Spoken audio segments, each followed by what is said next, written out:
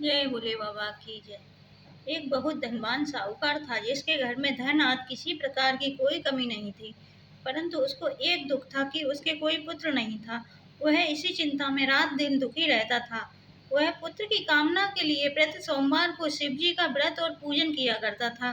सायंकाल को शिव मंदिर में जाकर शिव जी के सामने दीपक जलाया करता था। उसके इस भक्ति भाव को देखकर एक समय श्री पार्वती जी ने शिव जी महाराज से कहा, महाराज, यह साहूकार आपका अत्यंत भक्त है और सदैव आपका व्रत और पूजन बड़ी श्रद्धा से करता है। इसकी मनोकामना पूर्ण करनी चाहिए।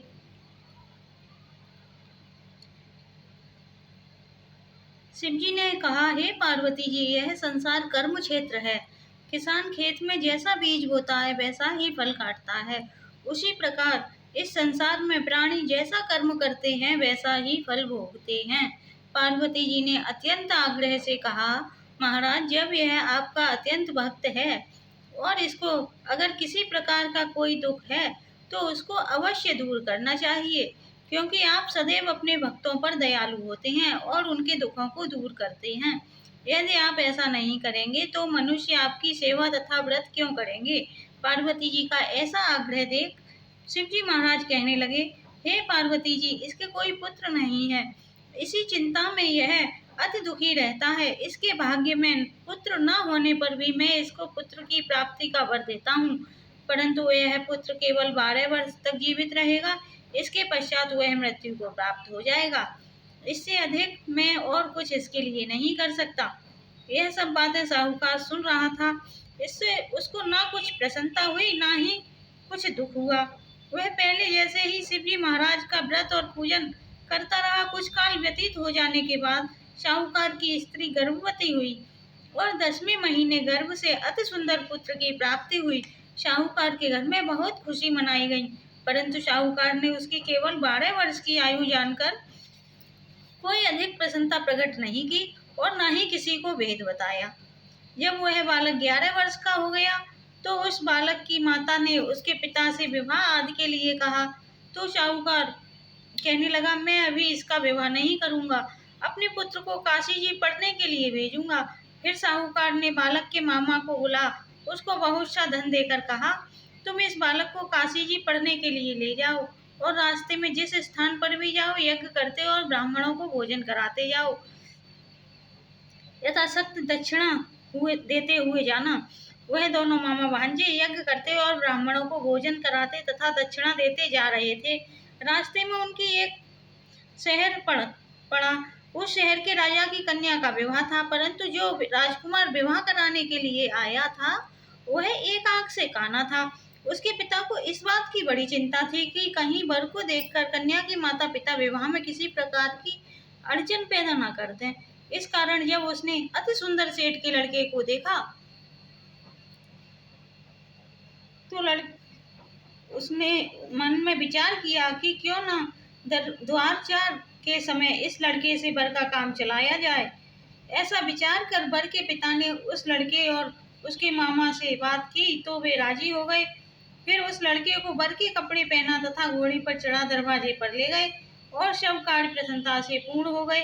फिर वर के पिता ने सोचा, यदि विवाह कार्य भी इसी लड़के से करा लिया जाए तो क्या बुराई है।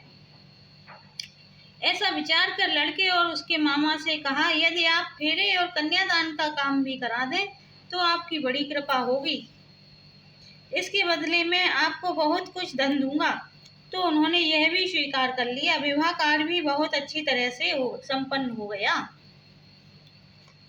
परंतु जिस समय लड़का जाने लगा तो उसने राजकुमारी की चुनरी के पल्ले पर लिख दिया, तेरा विवाह तो मेरे साथ हुआ है, परंतु जिस राजकुमार के साथ तुझे भेजेंगे वह एक आंख से काना है।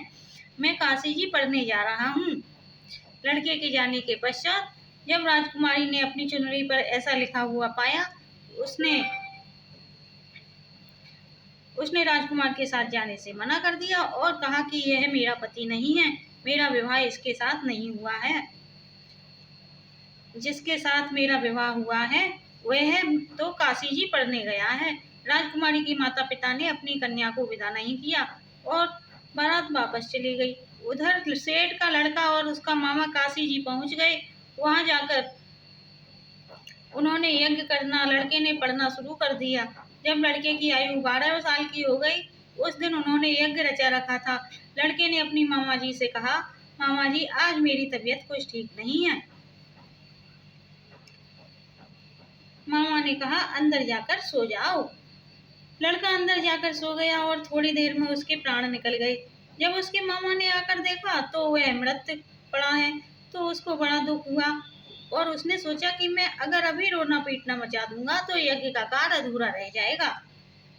अंत उसने जल्दी से यज्ञ समाप्त कर ब्राह्मणों के जाने के बाद रोना पीटना आरंभ कर दिया। संयोगवश उसी समय शिव पार्वती जी उधर से जा रहे थे।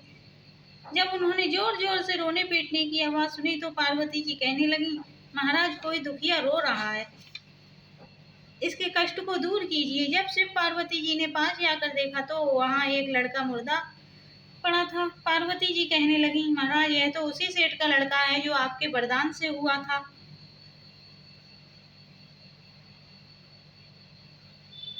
शिव जी कहने लगे, हे पार्वती जी, इसकी आयु इतनी ही थी, सो यह भोग चुका। तब पार्वती जी ने कहा, हे महाराज, इस बालक को और आयु दो, नहीं तो इसके माता पिता तड़प तड़प कर मर जाएंगे। पार्वती जी के इस प्रकार बार बार आग्रह करने पर शिव जी ने उसको जीवन वरदान दिया और शिव जी महाराज की कृपा से लड़का जीवित हो गया। शिव पार्वती जी कैलाश चले गए। शिक्षा पूर्ण होने पर वह लड़का और मामा उसी प्रकार यज्ञ करते और ब्राह्मणों को भोजन कराते तथा दक्षिणा देते अपने घर की ओर चल पड़े। रास्ते में उसी शहर में आए जहाँ उसका विवाह हुआ था।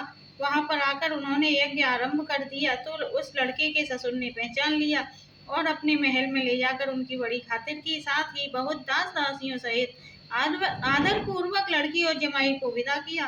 जब वे अपने शहर के निकट आए तो मामा ने कहा, पहले तुम्हारे घर जाकर खबर कराता हूँ। जब उस लड़के के माता पिता अपनी छत पर बैठे थे और उन्होंने यह प्रण कर रखा था, यदि हमारा पुत्र सकुशल पूर्वक घर लौट आया तो हम राजी खुशी नीचे उतर आ जाएंगे, नहीं तो छत से गिरकर अपने प्राण खो देंगे। इतने में लड़के के मामा ने आकर यह समाचार दिया कि आपका पुत्र आ गया है, तो उनको विश्वास नहीं आया। उसके मामा ने शपथ पूर्वक कहा कि आपका पुत्र अपनी पत्नी तथा बहुत सारा धन लेकर आया है। तो सेठ ने आनंद के साथ उसका स्वागत किया और सब बड़ी प्रसन्नता के साथ रहने लगे। इसी प्रकार से जो कोई भी सोमवार के व्रत को धारण करता है अथवा इस कथा को पढ़ता है, उसके समस्त दुख दूर होकर सभी मनोकामनाएं पूर्ण होती हैं तथा इस लोक में सुख भोग कर अंत में सदाशिव को लोक में प्राप्त होता है। बोलो शंकर भोले बाबा की जय, पार्वती मैया की जय।